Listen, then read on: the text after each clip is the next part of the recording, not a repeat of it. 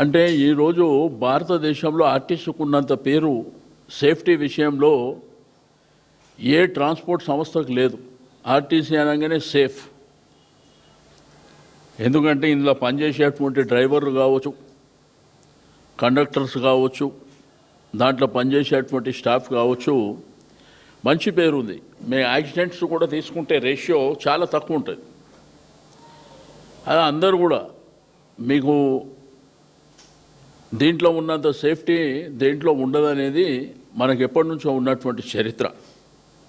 రెండోది, వాళ్ళు గతంలో కేసీఆర్ గారు ముఖ్యమంత్రిగా ఉన్నప్పుడు ప్రభుత్వంలో విలీనం చేయాలని చెప్పి డిసిషన్ తీసుకొని క్యాబినెట్ ఆమోదం చేసి గవర్నర్కు పంపిన తర్వాత గవర్నర్ దగ్గర పెండింగ్ ఉండే అదే సందర్భంలో ఎన్నికలు వచ్చినాయి. వీళ్ళ మేనిఫెస్టోలో పెట్టిండ్రు, మేము ప్రభుత్వంలో విలీనం చేస్తామని చెప్పి, 2 పిఆర్సీలు ఇస్తామని చెప్పి. ఇప్పటి వరకు పిఆర్సీ గతి లేదు, ప్రభుత్వంలో విలీనం చేస్తామన్న మాట అది కూడా లేదు. ఇప్పుడు ప్రైవేటైజ్ చేయాలనేటువంటి కుట్ర జరుగుతుంది.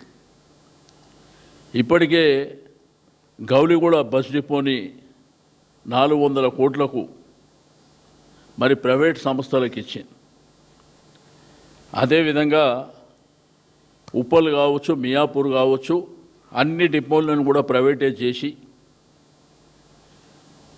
దాంతోపాటు ఎలక్ట్రికల్ బస్సు దాన్ని కూడా ప్రైవేట్ చేయాలని నేను కార్మిక సంఘాలకు, ఆర్టీసీ ఎంప్లాయీస్కు, ఆర్టీసీలో ఉన్నటువంటి కార్మికులకు కూడా నేను ఈ సందర్భంగా పిలిపిస్తున్నా.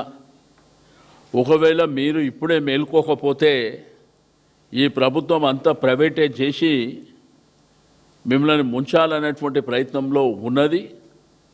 ఇది మీరు పరిగణనలోకి తీసుకోవాలని చెప్పి నేను ఈ సందర్భంగా తెలియజేస్తా ఉన్నా.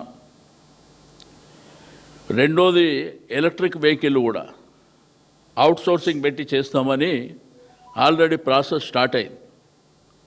మా డిమాండ్ అల్ల ఏంటంటే, మీరు ఇట్లా ఎలక్ట్రిక్ వెహికల్ పెట్టాలంటే పెట్టుకోండి, కానీ ఇదే ఆర్టీసీ ఎంప్లాయీస్కు ట్రైనింగ్ ఇవ్వండి. వాళ్ళకు ట్రైనింగ్ ఇచ్చి వాళ్ళని ఆ పనిలో పెట్టండి. అట్లా కాకుండా మేము అవుట్సోర్సింగ్ ఇచ్చి వీళ్ళని మొత్తానికి ఫినిష్ చేయాలన్నటువంటి ఆలోచన చేస్తే తీవ్రమైనటువంటి పోరాటం ఉంటుంది. ఆర్టీసీ యూనియన్లు, ఆర్టీసీ కార్మికులు కూడా ముందుకు రావాల్సినటువంటి అవసరం ఉన్నదని చెప్పి నేను ఈ సందర్భంగా తెలియజేస్తా ఉన్నాను. అయితే మేము వినూత్నమైనటువంటి కార్యక్రమం ఒకటేంటంటే, జూబ్లీహిల్స్ ఎన్నికల కోడ్ వచ్చింది కాబట్టి, రెండోది ధర్నాలు ఇటువంటివి చేస్తే వాళ్ళు పర్మిషన్స్ ఇయ్యరు కాబట్టి మేము ఎల్లుండి పొద్దున, ఎల్లుండి అంటే 9వ తారీఖున చలో బస్ భవన్ అనే కార్యక్రమాన్ని ఆర్టీసీ బస్సులోనే కేటీఆర్ గారు నందినగర్లో బస్ ఎక్కి బస్ భవన్కు చేరుకోవడం జరుగుతుంది.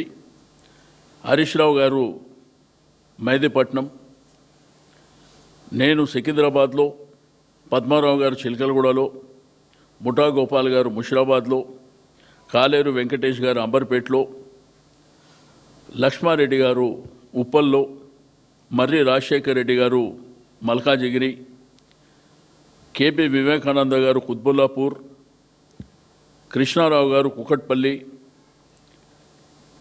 ఎల్బీ నగర్ నుంచి సుధీర్ రెడ్డి గారు దిల్సుఖ్ నగర్ నుంచి, మహేశ్వరం నుంచి సబితా ఇంద్రారెడ్డి గారు, వీళ్ళతో పాటు మా శాసన మండలి సభ్యులు, మా కార్పొరేటర్లు, మాజీ శాసనసభ్యులు కూడా ఏదో పెద్ద గ్యాదరింగ్ అటువంటివి కాకుండా మేమే ఆ బస్సులో కూర్చొని ఆ ప్రయాణికులతోని ముచ్చట చేసుకుంటూ వాళ్ళ బాధకాలు తెలుసుకుంటూ, అదేవిధంగా ఆర్టీసీ డ్రైవర్, ఆర్టీసీ కండక్టర్ వాళ్ళతో కూడా మాట్లాడుతూ బస్ భవన్ చేరుకొని అక్కడ ఎవరైతే ఎండీ గారు ఉంటారో మరి వారికి రిప్రజెంటేషన్ ఇవ్వడం జరుగుతుంది.